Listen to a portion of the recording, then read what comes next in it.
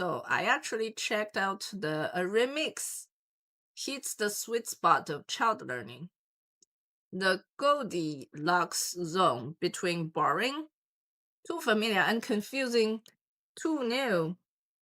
A mix of known and unknown engages the auditory cortex recognition and the novelty detection. Interesting. I think it's the same as adults. I feel most adults have Goldilocks zone too. The concept comes from predictive processing. Your brain constantly predicts what's coming next and compares it to what actually happens. I think this is not new for neuroscientists.